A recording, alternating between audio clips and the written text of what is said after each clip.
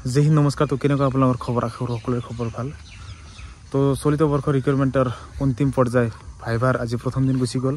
যিকেইজনৰ বাকী আছে তো তেখেতসকলে হয়তো নিশ্চয় ডাইৰেক্টলি আৰু ইনডাইৰেক্টলি কিবা এটা থুলমূল আভাস পালে, হয়নে নহয়?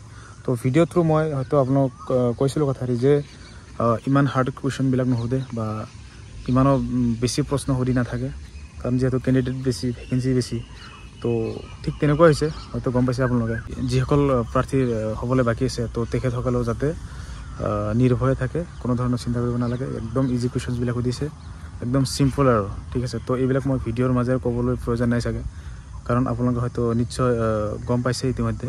কথাটো হ'ল কি যে নিজৰ ডিষ্ট্ৰিক্ট যে, তো নিজৰ ডিষ্ট্ৰিক্টৰ ওপৰত কিছু ষ্টাডি কৰি আহিব, জাষ্ট মানে ওপৰত বেছিক যিখিনি বস্তু লাগে। তো তেনেকুৱা বস্তুবিলাক দুই এটা মনত ৰাখিব পাৰে, আৰু কাৰেণ্ট এফেয়াৰ্ছৰ ওপৰত দুই এটা মানে সোধাৰ এটা চান্স থাকে, কিবা এটা কুৱেশ্যন সুধিব পাৰে, ঠিক আছে। তো আজি আপোনাৰ ফাৰ্ষ্ট ডে আছিলে 4th ABPN Kahilipara. Total candidate মাতিছিলে আপোনাৰ 585, 615টা কম আছে, ঠিক আছে। তো তাৰে এবচেণ্ট বুলি ক'লে এবচেণ্ট নাই, চাকৰিত ধৰক 90% প্ৰায় হৈয়ে আছে। তো ইয়াত এবচেণ্ট কেনেকৈ থাকে, হয়নে নহয়? আৰু বেলেগ ৰিক্ৰুইটমেণ্ট চলাও নাই যে বেলেগ ক'ৰবাত মানে গুচি যাব, ঠিক আছে। তো সেইকাৰণে চবেই প্ৰেজেণ্ট আৰু এবচেণ্ট নাই।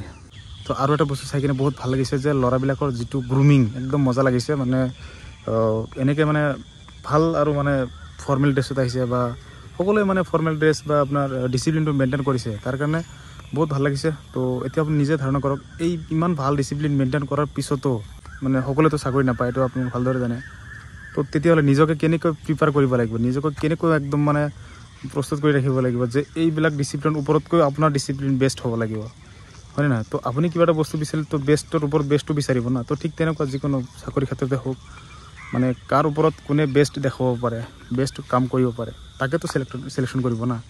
তো বস্তুবিলাক হ'ল তেনেকুৱা। তো এইবিলাক কথা মনত ৰাখিব, আৰু নিজকে সদায় এই কাট অফৰ লগত নহয়, কাট অফতকৈ ওপৰত মানে মেক্সিমামৰ ওপৰত ফ'কাছ ৰাখি নিজৰ প্ৰস্তুতি জাৰি ৰাখিব।